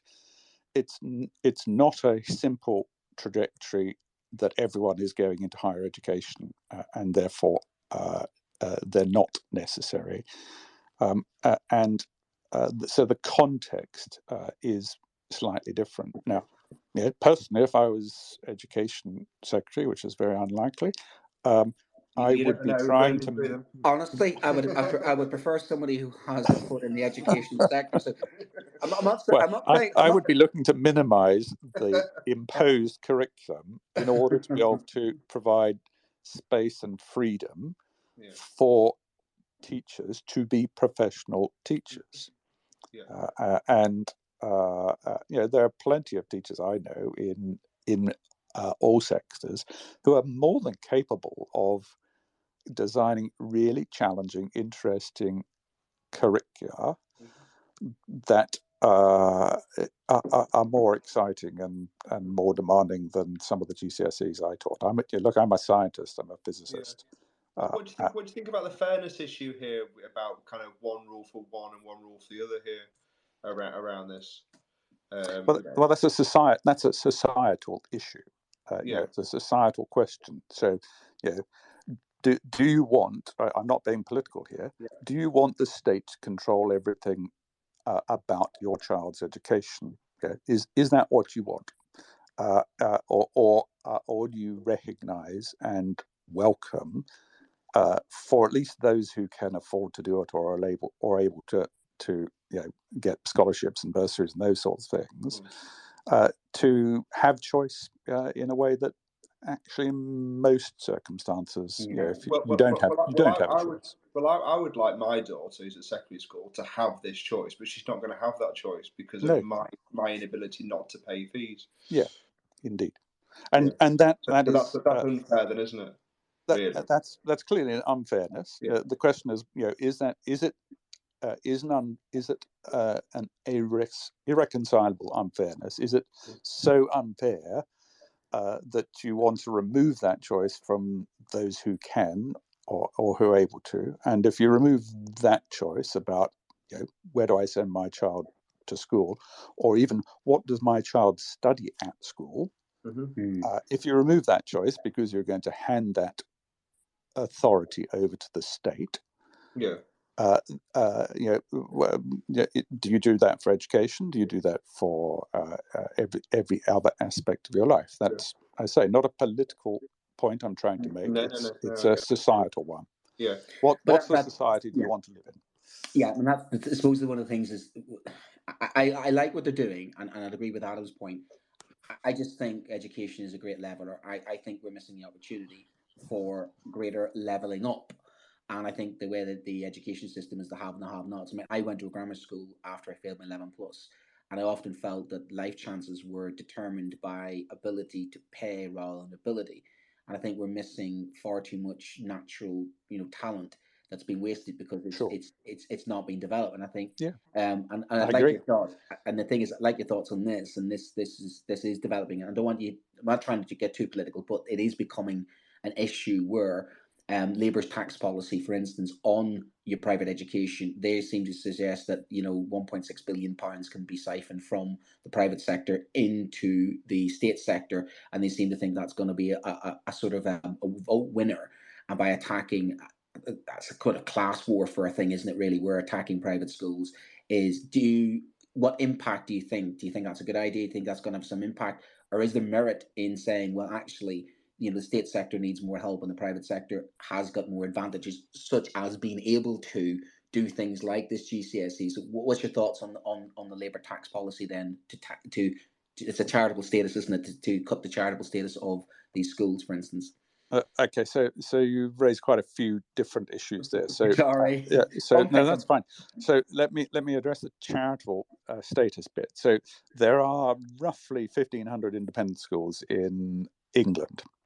Only half of those are charitable institutions with charitable status. The others are all for-profit schools. And Labour is not, as far as I can tell, saying we're going to try to remove charitable status from independent schools. And that's a sensible thing to do because it'd be bloody difficult to do. Because you'd have to define what is a school and what's a charitable school, and do you include nurseries that are charitable? What about Sunday schools and music schools and all that sort of stuff? So that would be incredibly difficult to do, and I don't think that's what they're talking about. They are talking about imposing some rate of VAT, unknown what that rate of VAT would be, on the fees paid by parents to schools. and their calculation, which I have to say is a pretty out-of-date calculation from a think tank about 5 or 6 years ago, is about 1.7 billion. Now, my calculation, having looked at this very carefully and commissioned research on this, is that it wouldn't raise that much, and it would probably raise it would probably not be a net raiser of revenue. In other words, by the time there is some recouping of VAT from schools in the same way as anybody else can recoup VAT. The effective tax rate is dropped. By the time those parents who can't afford, let's say, a 15% hike in fees tomorrow, take their children away and put them in state schools, assuming there is capacity for that, you have to cover the cost of those additional pupils. There are roughly 600,000 kids in. This is from age 3, I think, up. It's 600,000 kids in independent schools in England. Our best estimate was something like 100,000 of those would probably be displaced into the state sector. So that's a combination of parents saying, "I can't afford this. I've got to move my child into a state school," and of course the knock-on effect of a number of children leaving schools is that school is no longer viable, so it closes, and even those children who were there because their parents could afford it are displaced. And you've got to remember that there are of the 600-700 charitable schools in England. I think there are only 70 that have more than 700 children in them. The average number in an independent school is about 200 to 300. So you don't have to lose. What you're saying really is that this is a bit of a smokescreen. It's not really going to work. It's a political move. It's not a financial move. It's a political move, and it's an astute political move. It's a headline, a bit like Rishi Sunak tonight with the Mads in English. It's a bit of a headline. I don't begrudge Labour for saying that's what we'll do, because it is an astute political move. Let's go for something that is an easy target. Yeah, on a moral question though, I mean, it is an easy thing to target because morally speaking, having schools which are charitable status and giving that advantage, you're talking a party that is more about a society where equality, it is a fair thing to ensure that it's not fair, really. I just don't think it's fair that they have charitable status in the world that we live in now. I mean, Britain's a meritocracy. Britain's meant to be a meritocracy. We are almost in that sort of Anglo-Saxon thing of living the dream and everybody can make it. I mean, we have, doesn't matter what political system you have, people are, work hard, do your best, you will achieve. But the problem is work hard, do your best. State sector, you're disadvantaged. For me, it's life chances. And I look at the Finland model, and I look at the Finland model when they go to school for 7 years old and they teach a lot less. And I, to be honest with you, the Finland model looks a lot more like our private school model, which means for me, either we make all our schools like your Latimer, or we make all our schools equal, because the social mobility is getting larger. And all I can see is the Latimer school, which I get why they're doing it. I don't disagree with them why they're doing it. I think it's a really good idea. But all I can see is this widening the gap. Do you agree? Do you think that this is going to widen the social mobility gap, or how do we close this gap between the state sector and schools like Latimer? Because I can only see that policy making a bigger advantage to them, which I don't. It's up to them. They're trying to do the best for their kids the same way I'm trying to do the best for my kids in the state sector. But I feel that I'm trying to operate with one hand tied behind my back when it comes to cultural capital. How is that? Where am I skating uphill, whereas these guys are having a lot more advantages? What do you think then is things that we can do that Latimer can have this other GCSE, but we close that gap? Well, I think social mobility is a really complex thing, and it's not just private school versus state school thing. It's not just a white versus non-white thing. It's not just a north versus south thing. It's a really complex thing, and and precisely because it's complex, there isn't a simple answer. I think I start by saying the work that lots of independent schools do in partnership with state schools around them and other community groups around them has increased vastly over the last 10 years or so, and LATAM is a great example of it. So they have got a campaign that will they were in the 70s at least, they were a direct grant grammar school, and they want to get back to the point where anyone of ability can without the means to pay can go to their school, and they're well on the way to doing that, and lots of other schools are doing that as well. That won't solve the nation's social mobility issue. As I say, I work. The MAT that I chair is on the south coast of England, and the issue there is about white coastal working class kids, and helping them be more mobile, both physically and in their thinking and what they're doing, and not to have wider ambitions or aspirations. They are incredibly aspirational, but I do see barriers put in their way, which are not to do with private school versus state school. They're to do with where they live, the facilities they have, the opportunities they have for employment, the access, the easy access to higher education, their family circumstances, all of those sorts of things. Do you then think, Mike, that, because the thing is, I'm always inspired to believe, we can make a difference with education. We can override. Of course we can. And my wife, being a psychologist, she calls it rescuing factors. We sometimes can be that rescuing factor, and that's why many of us are still in education. Yeah. But do you think too much is put onto us? Too much is put onto the sort of the responsibility of schools to be that deciding factor, and maybe we've unfairly ourselves have sort of thought that we have more impact. Or our schools, because I genuinely believe I grew up in a working class area in the middle of the Troubles. Education was my route out of poverty. Yeah. But I was so driven and motivated, so pushed. So the rescue factor was, the competition with siblings, the local community. We were all from a council estate, but we all went to university. But we had to go to university at a time when it was free to go to university, and it was encouraged to go to university, and it was open to people like me to go to university. But I feel those doors are closing. I feel those doors are being closed, and I get the mood music seems to be, the university seems to for some people, but not others. There's a definite societal sort of, I'm not saying dumbing down, but there's a definite sort of falling out with education where people are almost, what's the value of it? Which leads to a national conversation. So how can, it goes back to that, are we in the state sector trying to do too much? And ultimately speaking, what impact can we have to override those things? Or can we make the difference? So that's my sort of thing.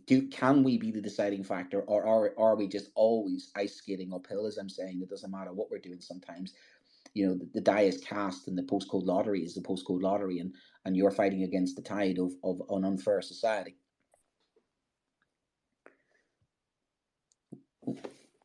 We're there. Do you want to bring in Dr. Gaz, Brent? Oh, absolutely. Have I got Dr. Gaz? But yes. Hey, Brent. I work in an independent school about half a mile away from Latimer, and similar to you, I had a sort of working class upbringing, went to a state school. So I have a kind of, I don't want to say unique perspective, because there's a lot of people like me who work in independent schools who also went to state schools, etc. You've got a foot in both camps. Sorry? You've got a foot in both camps, so to speak. Yeah, exactly. I think on the issue with social mobility, I've always kind of felt that people overestimate, I think, the impact that schools can have. And I've often felt that schools are more a reflection of social mobility in society than a kind of driver of it. Because if you look at the kind of pupils that go to some of these independent schools, and you think of their backgrounds, and particularly their parental backgrounds, they very often come from families of middle-class people who are themselves university educated, etc., who value education and also have the means to provide their children with not just education, but everything they need in life, So I think what a lot of the time you see in terms of differences in performance at, say, independent schools and state schools is a reflection of those differences in society rather than a driver of it. And I just wonder I wonder if we sort of expect too much from schools in terms of closing disadvantage gaps, because some of these kids have been, their parents are teaching them themselves because they have the knowledge and expertise to do that, but they're also just the things like, even if we take my son for example, he's just started school. I'm a teacher, my wife's a lawyer. He's started school at 4 and he already knows his phonics for his alphabet because we've been teaching it to him, and all those kind of things. And how would you ever get rid of that? Because it's 3 million words, isn't it? From your parents, that advantage gap is never going to disappear. Is it 3 million words, they say, isn't it? Children from socially mobile families, 3 million words by the first couple of years. Well, yeah, I mean, we were talking before about fathers. I mean, like, again, we've been in a fortunate position where we can sit there and read, and we kind of, you talk about kind of advantage. I saw something on a desk today in a school about some question techniques. So I immediately sent it to my wife and said, "This will be great when my daughter gets back from school. You can stretch her questions, but not everyone's going to have that kind of input and insight." True, but the thing is, my dad's a plasterer, my mum's a housewife. My parents weren't highly educated. I think my mum's probably she's not listening, but she's on the dyslexic spectrum as well. But there will always be people with enormous drives, and your drive, But I was watching the news at 6 and 7 years old, and talking about the miners' strike. My education started almost bypassing school. In other words, I kind of learned a lot less out of school sometimes, and it was about the environment. It was about the cultural capital. It's about the fact that mum and dad would take me to a local castle and tell me about King John invading Ireland. My grandmother would tell me the myths and the legends. I absolutely, I think that you were learning language. I think that's the key bit. You were learning language. I completely agree with that point. That it's all on us now, and even now I build into my teaching. My curriculum, my history curriculum. Where's the cultural capital? Where's the cultural capital? And I'm saying to the kids, go to the local free museum, or for a day trip. Go here. Go to Kenilworth Castle if you want to find out about Dudley and Elizabeth. I'm talking about trying to enrich the children's education by informing them of how much cultural capital there is in their local area. And yet, when I say to work, I say to some of my kids in the deindustrialized part of the East Midlands, what they did over the summer holidays. They were getting out of bed at 2 or 3 o'clock in the afternoon, and I'm saying, why are you getting out of bed too? Because mum and dad are out working. But also the key thing is there's nothing else to do. I mean, one of the there's nothing else in the area to do. The really thing that hit the pits of my stomach the other day was Birmingham City Council. What was the first thing they kind of worried about selling off? The library, the big flagship library in the city centre. And now I know, because I've seen it. When I've done a day trip to Birmingham and got my kids, I've seen my kids in the library, because they are in crowded houses, so they go to the city library. Well, I was one of those kids to study. If those services go, there will literally be no one there. So what do they need? They'll probably need the school to stay open for them to study over the holidays. The librarian used to make me a cup of tea. I used to go to the library. It was warm. I could go home as well, but I knew I'd get my homework done in the library because there was no distractions. It's safe. And it was safe. And the thing was, the librarian and I got on well. When I was at uni, I went to the library at uni. When I was doing my A-levels, I put myself into the library because there was less distractions. I'm a kid who would probably not have done as well if I hadn't had a library facility manned by a person who was a human being, who could sometimes, I could say, I'm looking for this, and she would direct me towards it. So we're losing a lot of that within communities, or it's some places not. Dr. Gaz, you're a physicist. And you're rare. You're a very rare thing these days. I mean, since I've got you here, I mean, what's going on with science teaching? What's going on with the shortage of science teaching? Because I was a fellow physicist last year. First time in my 20-year teaching career as a history teacher, I was teaching GCSE physics. And all I can say is thank God that Newton still exists and that equal and opposite force is still a thing.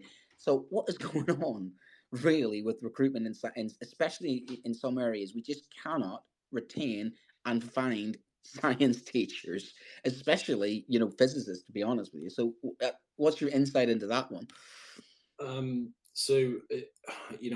know if there's a simple answer to that, but I think some of the research that's been done by people like Sam Sims, who's looked at this kind of thing, is that you can kind of boil it down to money in certain respects. So if you look at the median income of physics teachers outside of teaching, it's around 10 to 15,000 pounds more a year than in teaching. Whereas in subjects, no offense, but subjects like history, English, the median income of teachers in those subjects is actually higher in teaching than it is outside of teaching. Yeah.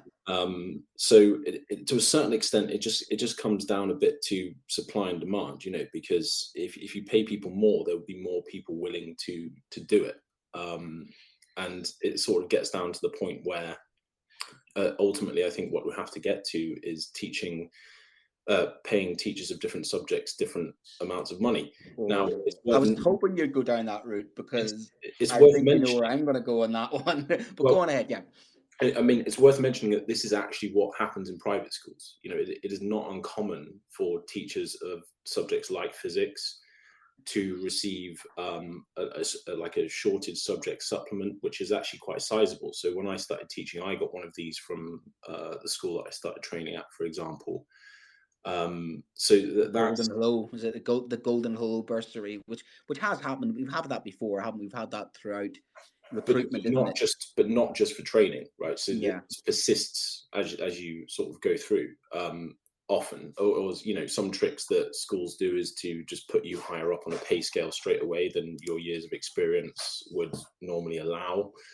But yeah, I mean, I don't really know, but one of the problems is that there aren't really that many physics graduates each year, and in order to fill the shortage we now have, you'd need to be recruiting nearly all of them every year to fill the gap that's been created over the past 10 to 20 years, which obviously is just not going to happen. Which then boils to the question: why aren't we getting? I mean, because science is, is a top subject. It is well promoted at school. Kids have to do, we do teach it to a ninth degree. It is well taught in schools. Why aren't we pulling through to the number of graduates? Because there's a shortage of teachers, because it's like there's a shortage of teachers teaching Mandarin, in languages, because people do French and Spanish. So somebody said to me once, why don't we have foreign language teachers like Arabic and Mandarin? I'm going, that's great and fantastic, but we have a shortage of people coming out of university with those languages who want to go teach. But why are we not producing more physicists then, who then go into teaching? Because that's the second part of it, isn't the first part of it is you're saying is we're not producing enough physicists. The second part is we're not producing enough physicists who'd be attracted to go into teaching. Because what I mean is, there are enough physicists, so to speak. It's just that because we've now had a decade or more of under recruitment, if you were to try and redress the gap now, you'd have to recruit nearly every physics graduate every year for quite a few years to sort of fill the gap, which obviously can never happen. But the bigger problem started from not recruiting enough years ago, and that deficit has just got bigger and bigger. And and now we get to a point where it's, as you say, you've got non-specialists teaching physics, but then imagine if you are a physics specialist in a school, imagine what your life is going to be like. You're going to be absolutely run ragged trying to teach every physics class, and then people find it too hard. And you're also then supervising non-special. I've had that where a physics specialist had to supervise non-specialist me, so they're under a lot more pressure. And then the other thing is they're more likely to go into leadership then, or be pushed into leadership, and less likely to have the teaching contact time as well. You hit upon a kind of cyclical thing there, because eventually then, if physics and science isn't taught as well in school, you're not going to get as many people. It's going to start to impact upon the quality of the education getting that, which then is going to lead to potentially less graduates, and then in turn lead potentially to less people going in. You see what I mean? It's a kind of cyclical, exactly. It's a self-fulfilling prophecy in a way, isn't it? And another thing that is worth mentioning is that in independent schools, you don't teach science, you teach physics, right? So I have never taught biology, I've never taught chemistry in the pure subject then. I've only ever taught physics.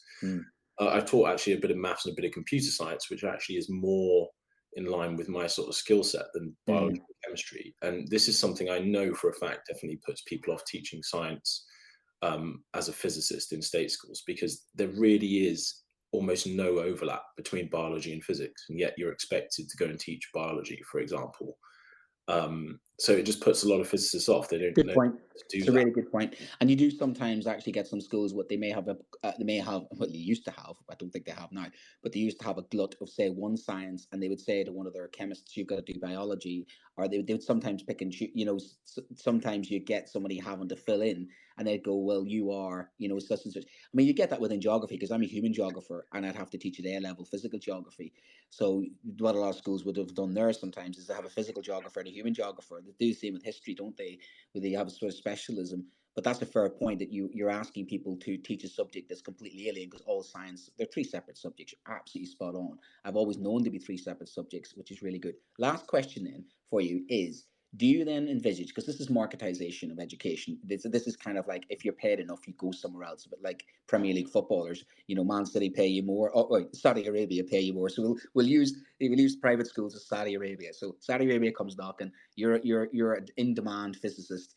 Do you stay in the state sector, or do you go to the private sector? You see where I'm going with this? Is, do you then envisage that the private sector is an independent sector is going to suck in whatever physics teachers are out there, because the market is doing that? I mean, is that where we're at, where we're going to have such a shortage in state sector because the private sector and independent sector do attract those individuals? Is that kind of happening? Do you think that is the situation as well, or is that going to get worse? Well, I would say that independent schools are still struggling to attract good physics specialists. But take my school for example. 75% of our department have PhDs in physics. Right? Wow. Go and look at the names of teachers who teach physics at Harrow. Like, so I think 6 out of 8 of them have PhDs. Right? Same with Eton. So they're not struggling to get physics specialists. I mean, they are to an extent. It's hard to get very good people, but in general, they can get qualified physics teachers, and it is partly to do with working conditions. Ultimately you get paid more at an independent school. You get to teach only physics. You generally have smaller class sizes. You generally have more motivated kids, and for whatever reason.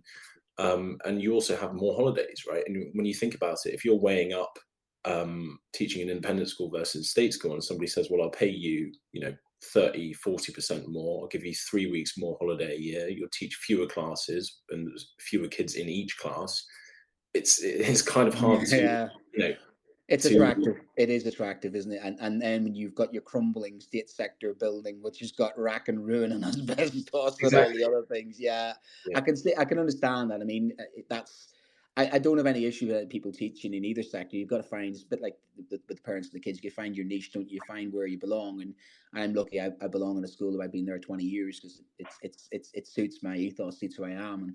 And there's a lot of my colleagues, friends, ex-pupils, people I consider to be friends, even have taught. So you sort of do, in education, don't you sometimes find your niche and find where you belong, because it suits you, sometimes suits your personality, doesn't it, as well, where you sort of, and some people do go around some schools until they find that one. It's a bit like dating, isn't it?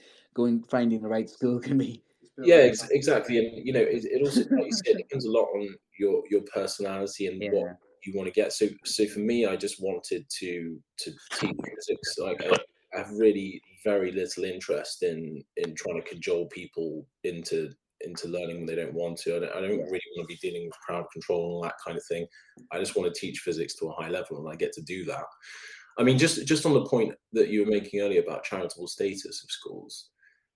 So as an example, one of the things that our school has been doing a lot is to try and work with partnership schools to try and redress this physics teacher shortage balance a bit. So for example, one of the things I'm doing at the moment is I'm doing uni prep classes for kids at local state schools, where I sort of teach them some more advanced physics and sort of push them beyond the curriculum in preparation for entrance tests and interviews for universities they're applying to and stuff. And we're doing that with several local schools. And, a lot of independent schools are doing this now because, the cynic in me might say because their charitable status is threatened. But I think there is a broad recognition across the sector that they can and should help more. And they call that they had that's a Victorian term called noblesse oblige. Noblesse oblige is the noble pursuit of helping those less fortunate. It was actually a Victorian thing, do-gooders, and I agree with you. I think it is true. There are people out there, because a lot of those independent schools and were set up actually by paternalistic individuals and philanthropists and the Quakers and people like that, who actually did give a lot back, and they did set up a lot of educational institutions. So I hope that is the case. And thank you. Without a doubt, Paul, thank you for what you're doing as well. I think it's nice to give that back as well. And thank you for all the work as a physicist. You are a rare individual, and by all means, you're more welcome to come up to Derbyshire and fill in the gap in the state sector if you still feel doing so. I'd like to say thank you to all, to Mike. That was a really good call as well. It was really insightful. I'd like to say thank you to anybody in the comments, Tom and Paul, Amy as well. Some really good comments tonight. And of course, you can listen to us back on where you get your Podbean podcasts as well. Don't forget, we are sponsored by Adapt, who is our sponsor, and they provide teachers and school staff with casework services and legal support in individual employment disputes and allegations. They're apolitical, which apparently is unlike me, and they're independent, which apparently is unlike me, and they support their subscribers individually with integrity, consistency, and confidentiality. They say they're a bit like a union in the sense that, they help you out, but they're not in a union sense, aligned politically or have all the other things that go along with a union. They give advice on allegations, disciplinaries, grievances, suspensions, employment contract, pay, working conditions, sick leave, maternity, paternity, and many other things as well. And we were saying earlier on, it's really good that they are open 8 a.m. to 7 p.m. Monday to Friday. And as they responded to us earlier on, saying Friday is their busiest day, and yes, and I can tell you, Friday is my busiest day as a caseworker, or as a union rep as well. But that's why we do this. We help each other in the profession, and equally we help the kids, and that's part of it. So that's Adapt, and you'll find them on adapt.org.uk. Thanks for listening, guys. It's been a really good show. Really enjoyed that tonight, and we'll catch you next week on equally you can listen to us back where you get the podcast from. So I wish you all a lovely evening. I'm about to crash now after a long day and an open day and this as well. So see you next week then, guys. Night.